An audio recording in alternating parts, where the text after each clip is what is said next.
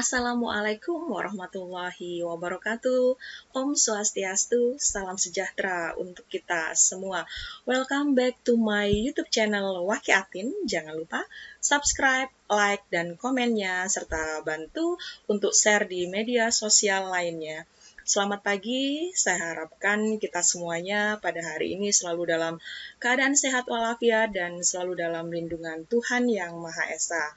Masih di topik pembelajaran daring, pada hari ini saya akan memaparkan materi untuk mata pelajaran Kimia SMK kelas 10, yaitu mengenai ikatan kimia sebagai kelanjutan materi di minggu sebelumnya.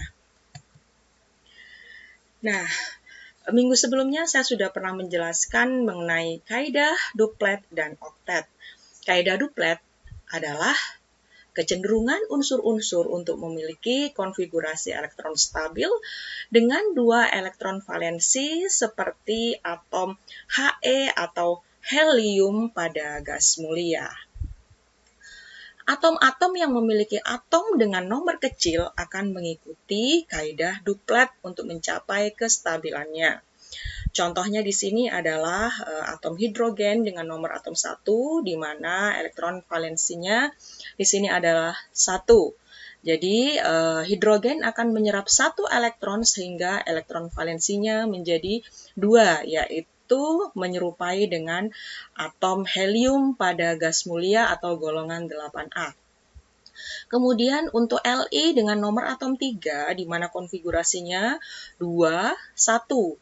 Ya, di sini dia akan melepaskan 1 elektron ya, sehingga elektron valensinya menjadi 2 yang menyerupai atom He atau helium pada atom gas mulia. Kemudian untuk kaidah oktet. Kaidah oktet adalah kecenderungan unsur-unsur untuk memiliki konfigurasi elektron stabil dengan 8 elektron valensi seperti gas mulia.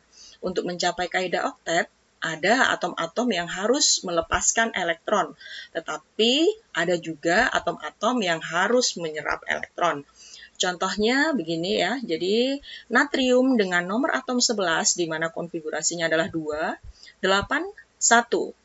Ya, 11 ini akan mendekati dengan 10 Ne. Karena itu dia perlu melepas 1 elektron untuk membentuk ion Na+, sehingga konfigurasinya 2, 8. Begitu pula untuk atom Cl dengan nomor atom 17, ini mendekati dengan atom Ar pada unsur gas mulia. Jadi konfigurasinya 2, 8, 7. Maka atom Cl akan menyerap 1 elektron untuk membentuk ion Cl-, sehingga konfigurasinya menjadi 2, 8, 8 dengan mengikuti kaidah oktet. Jadi solusi cepatnya atau smart step-nya untuk mencapai kestabilan, atom-atom yang memiliki elektron valensi 1, 2, dan 3 itu umumnya cenderung melepas elektron. Sedangkan atom-atom yang memiliki elektron valensi 4, 5, 6, 7 itu umumnya cenderung menyerap elektron. Nah, sekarang saya akan menjelaskan apakah itu ikatan ion.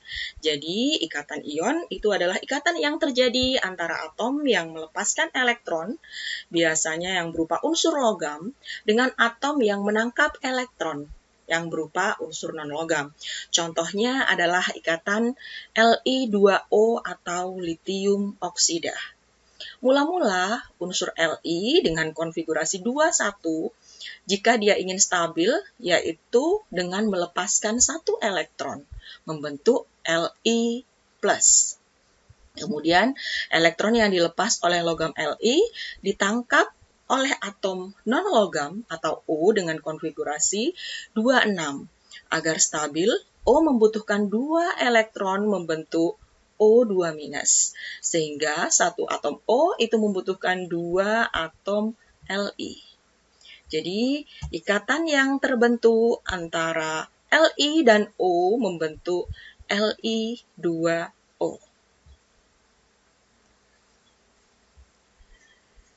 Nah, sekarang Ibu contohkan lagi untuk ikatan natrium klorida atau NaCl.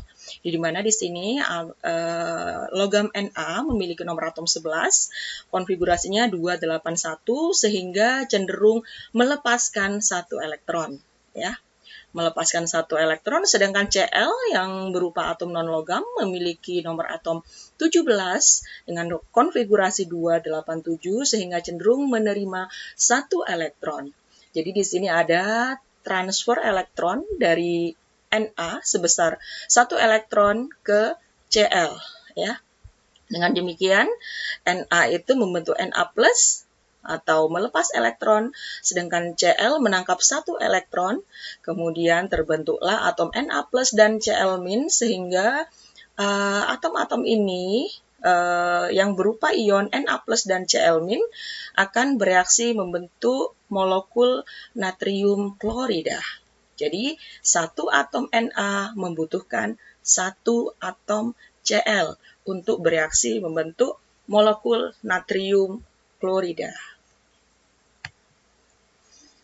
Nah, di sini adapun sifat-sifat dari senyawa ion, di antaranya sifat umum senyawa ion, yaitu yang pertama, titik didih dan titik lelehnya tinggi. Kemudian, senyawa ion itu juga bersifat keras, tetapi mudah patah. Senyawa ion itu juga dapat menghantarkan panas yang baik, atau disebut dengan konduktor yang baik, ya. Kemudian padatannya tidak dapat menghantarkan listrik, sedangkan lelehan ataupun larutannya dapat menghantarkan listrik. Senyawa ini biasa disebut dengan senyawa elektrolit. Larutan dalam air, maksudnya senyawa ion ini larut dalam air dan larut pada senyawa polar. Kemudian tidak larut dalam pelarut nonpolar atau senyawa organik lain, misalnya tidak larut dalam alkohol, ether, dan benzena. Nah, sekarang Ibu akan menjelaskan mengenai struktur Lewis. G.N. Lewis di tahun 1875 hingga 1946, ahli kimia Amerika berhasil menemukan cara untuk menggambarkan elektron valensi dari suatu atom unsur. Cara tersebut selanjutnya dikenal dengan model elektron Lewis atau biasa disebut dengan struktur Lewis. Struktur Lewis ini digambarkan dengan menggunakan tanda titik atau tanda silang. 4 titik pertama diletakkan satu persatu pada setiap sisinya, yaitu posisi atas, bawah, kiri, dan kanan. Kemudian sisanya dipasangkan pada titik yang sudah ada dan membentuk pasangan elektron. Jumlah titik ini menunjukkan jumlah elektron valensi dari atom tersebut. Contohnya demikian. Li dengan nomor atom 3, konfigurasinya seperti ini, memiliki satu elektron valensi sehingga lambang Lewis atau struktur Lewisnya seperti ini ya anak-anak ya, karena satu elektron valensi. Kemudian 5B dengan konfigurasi 23 memiliki 3 elektron valensi, jadi kita bisa meletakkan lambang Lewis atau struktur Lewisnya berupa 3 elektron ya, seperti ini. Jadi ini tidak harus di atas, boleh posisinya juga di bawah ya. Kemudian karbon, atom karbon dengan konfigurasi 24 memiliki struktur Lewis 4, di mana kita bisa meletakkan di sisi atas, bawah, kiri, dan kanan. Kemudian O ya, O konfigurasi elektronnya 26, memiliki elektron valensi 6, sehingga struktur Lewis atau lambang Lewisnya seperti ini ya, 2 di atas, 2 di bawah, 1 di kiri, dan 1 di kanan. Jadi yang berpasangan ini kalian letakkan berjauhan, kemudian yang satu elektron ini diletakkan di pojok kiri dan kanan. Sama seperti halnya Na di sini ya, Na sama dengan Li, itu elektron valensinya 1, sehingga struktur Lewisnya seperti ini ya, ada 1 tanda bulat. Kemudian Mg konfigurasinya 282, memiliki elektron valensi 2, sehingga lambang Lewisnya seperti ini ya, ada 2 elektron. Dan Cl. Cl itu konfigurasinya 287, memiliki elektron valensi 7, sehingga lambang Lewis-nya seperti ini ya anak-anak ya. 2 di kiri, 2 di atas, 2 di bawah, dan 1 di kanan. Boleh yang satu ini kalian taruh di sebelah kiri, dan 2 elektron ini taruh di sebelah kanan. Letakkan sedemikian rupa sehingga dia mampu lebih mudah, ya, maksudnya mampu bereaksi dengan atom lain, nantinya membentuk senyawa koovalen. Nah, contoh struktur Lewis beberapa senyawa. Misalnya di sini ada senyawa air ya atau H2O ya. Ini struktur Lewis-nya seperti ini anak-anak ya. H itu kan konfigurasinya 1, O2, 6. H itu memiliki 1 elektron valensi ya. Ini punya H ini yang bulat ya. Kemudian O itu ada 6 elektron valensi ya. O itu 2 pasang di atas, 2 pasang di bawah. Kemudian 1 di kiri dan di kanan, sehingga yang satu ini untuk memenuhi kaidah oktet. Kaidah oktet itu ada 8 ya. Untuk membentuk 8 ya, untuk membentuk 8, jadi O dan H ini berikatan. Nah, di sini 1H mentransfer elektronnya ke O dan O di sini mentransfer elektronnya ke H, sehingga membentuk pasangan elektron yang berikatan seperti yang ditunjukkan dengan tanda panah. Yang ini juga sama ya, untuk yang H ini elektronnya yang berwarna biru, kemudian untuk O elektronnya yang berwarna merah, sehingga dia berikatan membentuk pasangan elektron ikat. Ya, pasangan elektron ikatnya di sini ada 2 ya anak ya. Ada 2 pasang elektron ikat atau disingkat dengan PEI ya. Kemudian ini PEB, pasangan elektron bebas yang tidak berikatan dengan atom lain ya. Itu namanya pasangan elektron bebas. Di sini ada 2 PEB pada struktur Lewis atau molekul air. Nah, untuk struktur Lewis molekul CH4 ya, di mana di sini elektron valensi H1 dan C ini adalah elektron valensinya 4. C di sini diberikan dengan tanda silang ya anak-anak ya, dengan tanda silang. Kemudian ada 4 ya, di mana H di sini, atom H di sini kan ada 4. Jadi kalian atom H4 ini diletakkan di masing-masing sudut atas, bawah, kanan, kiri, sehingga terbentuklah pasangan elektron ikat. Di sini ada 4. Sedangkan pasangan elektron bebasnya tidak ada ya, atau sama dengan 0. Nah, sekarang Ibu akan jelaskan apa itu ikatan koovalen. Jadi, ikatan koovalen, ikatan antar atom berdasarkan penggunaan elektron secara bersama-sama, umumnya terjadi antara atom non-logam dengan atom non-logam. Ikatan koovalen ini dibedakan menjadi ikatan tunggal, ada ikatan rangkap 2, ada ikatan rangkap 3, dan ada koovalen koordinasi. Sekarang Ibu berikan contoh ikatan koovalen tunggal, yaitu ikatan antara atom H non-logam dengan ikatan atom H non-logam, ya, sehingga terbentuklah ikatan H2 ya. Di sini 2 atom H yang saling mendekat yang membentuk ikatan H2 ya. H dengan elektron valensi 1 direaksikan dengan H yang elektron valensinya juga 1, terbentuklah elektron yang dipakai secara bersama-sama ya, yang disebut dengan PEI ya, energi ikat, sehingga terbentuklah rumus kimia H2. Di sini adalah energi ikatan yang terbentuk dari atom hidrogen yang satu dengan atom hidrogen yang lain, membentuk ikatan hidrogen atau molekul H2. Selanjutnya, Ibu akan menjelaskan ikatan koovalen rangkap 2 ya. Ikatan rangkap 2 ini adalah ikatan dengan 2 pasang elektron milik bersama ya, digambarkan dengan tanda 2 garis ikatan. Ikatan antara atom O non-logam dengan ikatan atom O non-logam juga ya. Ini ikatannya, di mana atom O memiliki nomor atom 8 dengan 6 elektron terluar atau 6 elektron valensi ya. Agar dapat stabil membentuk oktet atau 8, atom O masing-masing membutuhkan 2 elektron ya. Jadi di sini ada 6, di sini ada 6. Nah, karena 6 ke 8 membutuhkan 2, maka kalian posisikan seperti ini ya, anak-anak ya. Posisikan seperti ini. Jadi 2 elektron kalian letakkan di pojok kanan dan kiri sehingga di sini ada 2 pasang elektron yang dipakai oleh O secara bersama-sama sehingga terbentuklah ikatan rangkap 2 seperti ini. Di sini pasangan elektron ikatnya ada 1 ya, tetapi ada rangkap 2. Kemudian pasangan elektron bebasnya itu ada 1, 2, 3, dan 4.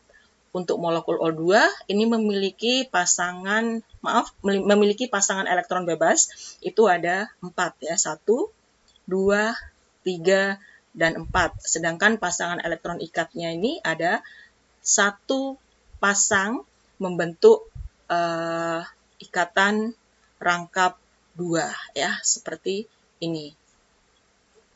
1 ikatan rangkap 2 atau PEI, 1 PEI, kemudian ada 4 PEB itu 2, 3, 4 ya anak-anak ya. Selanjutnya, Ibu akan menjelaskan ikatan kovalent rangkap 3. Ikatan kovalent rangkap 3 adalah ikatan dengan 3 pasang elektron milik bersama yang digambarkan dengan 3 garis ikatan. Contoh, ikatan antara atom N non-logam dan ikatan atom N non-logam membentuk N2 seperti ini ya, di mana N ini memiliki nomor atom 7 ya, dengan 5 elektron terluar atau 5 elektron valensi. Agar dapat stabil membentuk oktet ya anak-anak ya, masing-masing membutuhkan 3 elektron lagi, 5 ke 8 butuh 3 elektron ya. Jadi karena butuh 3 elektron ya, 3 elektron ini kalian letakkan berdekatan dengan atom yang lain sehingga terjadi ikatan.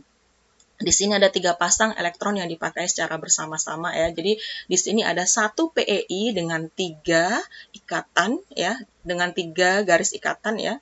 Tapi yang berikatan ada 1, hanya dia rangkap 3 ya, sedangkan pasangan elektron bebasnya ada 2. 1, 2 ya anak-anak ya. Jadi 3 pasang elektron yang dipakai bersama-sama ini digambarkan seperti ini ya. Rumus kimianya dari molekul nitrogen atau molekul N2. Selanjutnya, Ibu akan menjelaskan apa itu ikatan kovalen koordinasi. Ikatan kovalen koordinasi adalah ikatan kovalen di mana pasangan elektron yang dipakai bersama berasal dari salah satu atom yang berikatan. Misalnya, kalian lagi berjumpa dengan teman kalian ya. Jadi teman kalian yang satu ya itu tidak membawa makanan, sedangkan kalian sendiri ya atau kamu sendiri yang hanya membawa makanan. Jadi makanan itu kalian berikan ke teman kalian untuk dimakan atau dikonsumsi secara bersama-sama. Ini analogi dari ikatan kovalen koordinasi ya. Jadi di mana pasangan elektron dipakai bersama-sama berasal dari salah satu atom yang berikatan. Misalnya di sini adalah pembentukan ikatan kovalen koordinasi dari NH4 ya, atau ion amonium ya. Jadi NH3 direaksikan dengan H+ membentuk NH4+ ya.